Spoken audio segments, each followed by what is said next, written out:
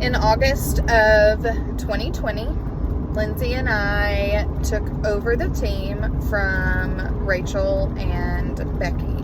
Rachel had owned the team prior to me, and her and Becky were captain and co-captain. So August of 2020, they passed down the team, and Lynsey and I were so incredibly excited.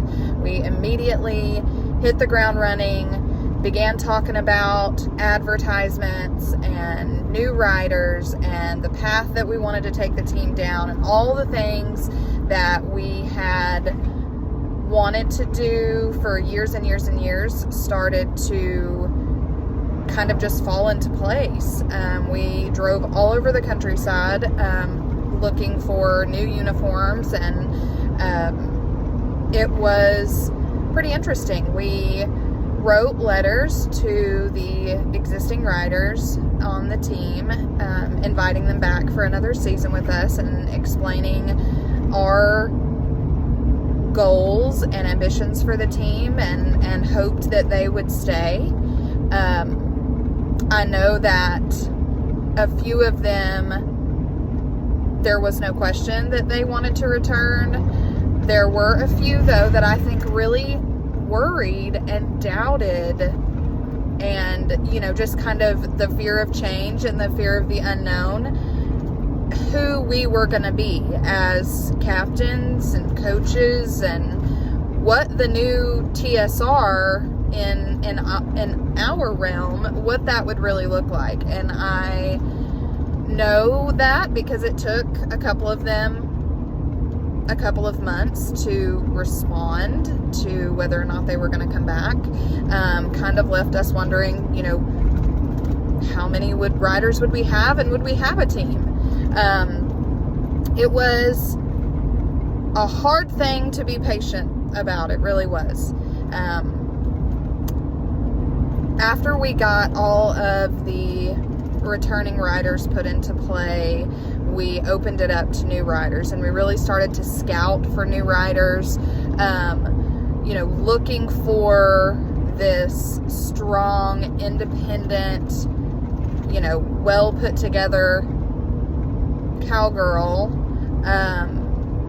with an athletic animal, an athletic horse, somebody that was going to have a very here for it attitude, and we found 12 of those.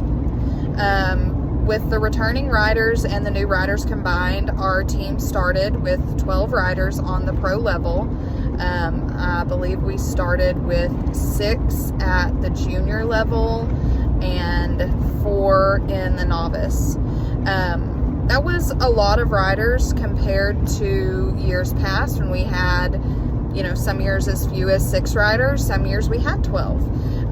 But we were really excited to start the season off with such a large team, and really hit the ground running. So we had our first meeting September the 20th, and we had to kind of go over, the ins and outs of what it was going to look like to be a Texas Spirit rider in what we call the new realm. And I think it was very well received. Everybody seemed to be very excited to start the season, and I think that, everything was on the up and up. Lynsey and I talked almost every single day for hours at a time. Lots about drill team, lots about life, just best friend stuff. And on October the 2nd, we were discussing fundraising possibilities and, expenses moving into the new season of 2021, and kind of looking at the big picture. And at 9:36 a.m., there was the most horrible crash that I think I've ever heard, followed by the most silent silence.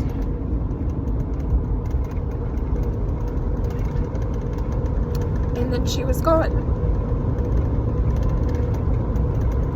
And it happened that fast. My whole world was shattered, along with so many others. Just that fast. So I called for her several times and nobody ever answered. Her phone was still on because we were still connected. And a male voice came over the Bluetooth speaker of her car and said, "Ma'am, are you okay?" And I knew right then that my worst nightmare had just become a reality. I knew that it was bad, so I listened to him call for a fire extinguisher, and I looked at my phone and it said 9:38 a.m. It had been 2 minutes since her crash. I called her mom first. I called her husband when she didn't answer. And he said, "Where is she?" And I said, "I don't know, but she has Life 360. She was coming to my ranch to help set up for a birthday party for my husband, who was one of her close friends. They worked together for years and we're pretty tight buddies." And he looked her up on Life 360, texted me exactly where she was, and I jumped in the truck. I was in Bullard, and if any of you know what the small town of Bullard looks like, it's a teeny-tiny little town. Great community, just a small town. And so when I left the Big Rusty Horse in Bullard, I got about a block down the road when I realized that I was so shaken I wouldn't be able to drive. A girlfriend of mine who is also a rider on the team, Jen, she rides the Buck and Roan, if anybody's ever seen her. In 10 miles, turn right onto Old Henderson Highway. Jen lived just down the way a few miles, so I drove to Jen's and I called Jen and I said, "Lindsay's been in an accident and I know that it's bad and I need you to take me to her." And Jen was like, "The truck started. Bring your truck to my driveway. We'll figure out the rest. Just get in the truck." So she drove me to Athens. I think maybe we flew part of the way. I swear to this day her truck must have had wings. So we made it to Athens in record timing. And there was, when we got close, within a couple of miles of the crash, there was, of course, cars backed up and, you know, police officers trying to direct traffic and 18-wheelers getting rerouted. And about that time, I pulled up in my seat and saw Lindsay's Ford Fusion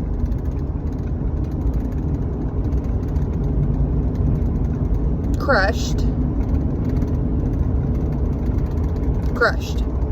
is the best word. I mean, there was very little car left, and I knew right then that it was going to be devastating. I told myself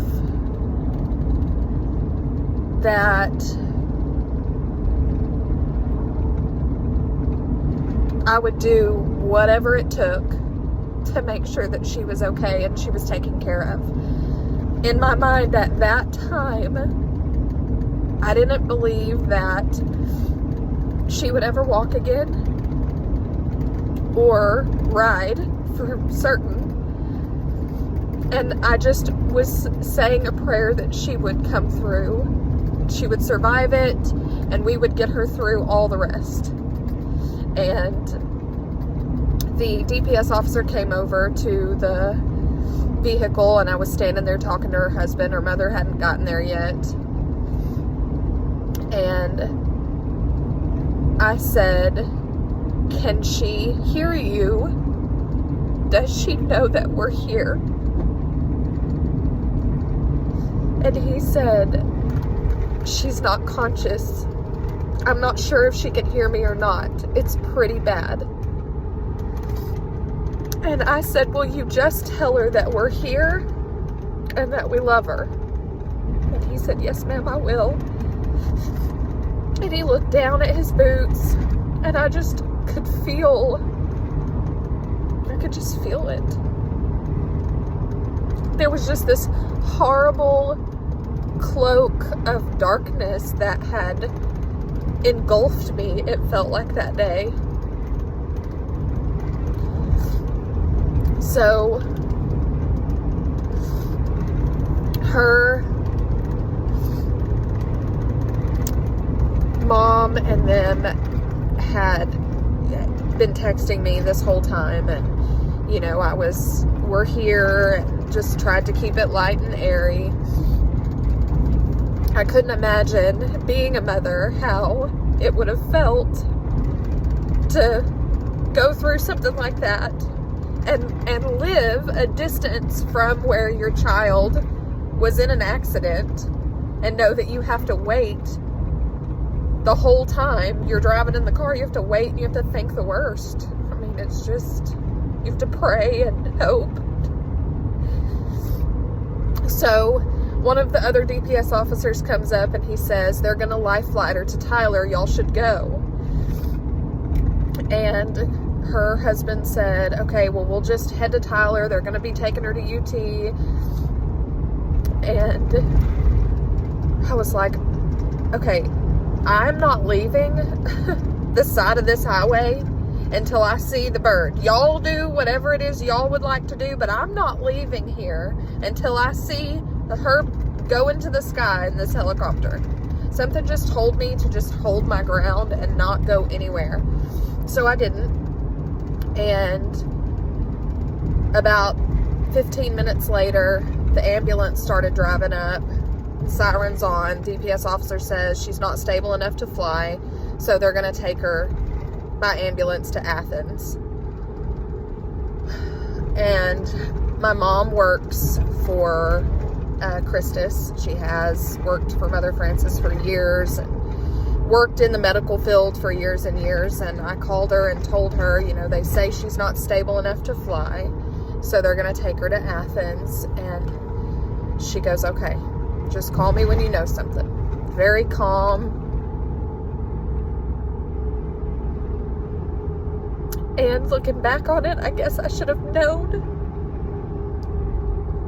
that when she wasn't stable enough to fly, she wasn't gonna pull through. But I was just clinging to faith and hope and praying that I would get one more chance to hug her, ride with her.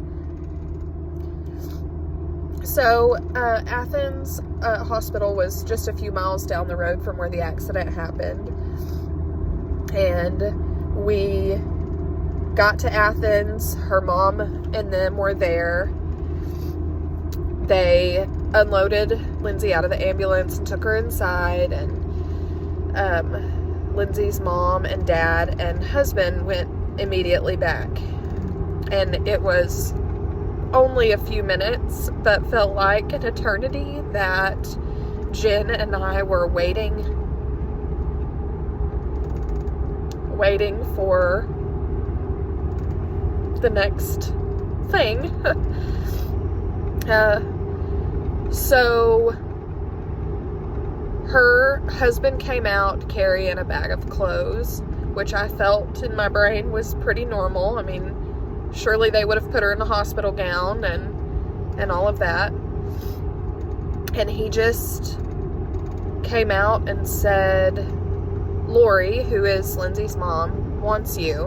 And I thought, well, that's weird. If they've got Lynsey in surgery, it was, you know, in the middle of COVID, why would they let me go back there and be with her mom? And so he turned around and walked me back down into the emergency room, down this long hallway that felt like, is it possible for a hallway to feel like there's no end to it? It felt like it was 1,000,000 miles long and I was in slow motion. And I remember his arm around me,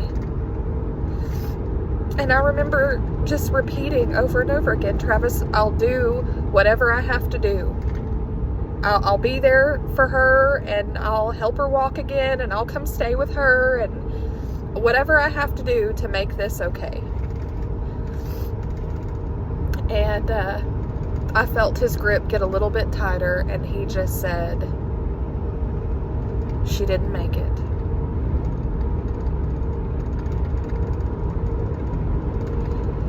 I collapsed in front of the nurse's station, and literally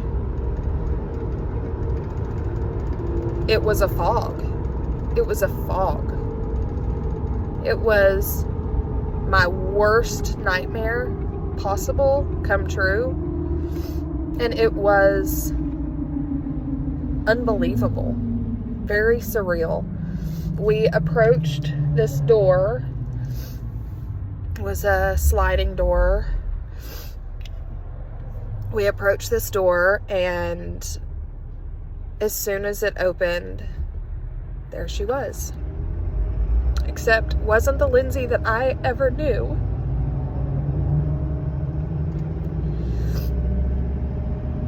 It wasn't the Lynsey that was full of life and love and opportunity. She was gone. And her mother laid over her screaming. In 1 mile, turn right onto Old Henderson Highway. And I'm not sure how much comfort I was.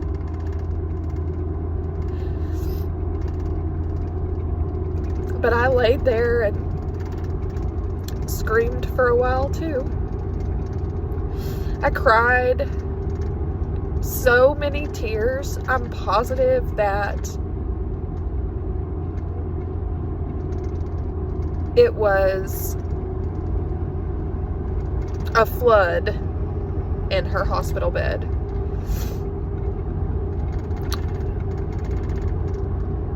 Lynsey's mom just kept saying, no, no, no, no, no, no, no. No, no, no.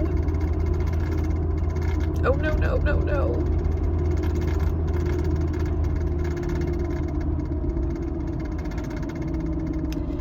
And I remember thinking, this is such a bad dream. This cannot be real. This is a bad dream. It was one of those pinch me and I'll wake up. I swear I'll wake up. Lynsey's mom had let Lynsey's grandmother know. She was very close with her grandmother and loved her dearly. Very proud of her grandmother, her whole family. I guess Lori and I were probably in there half an hour, an hour. It felt like hours. And at the same time, it felt like it was never enough time.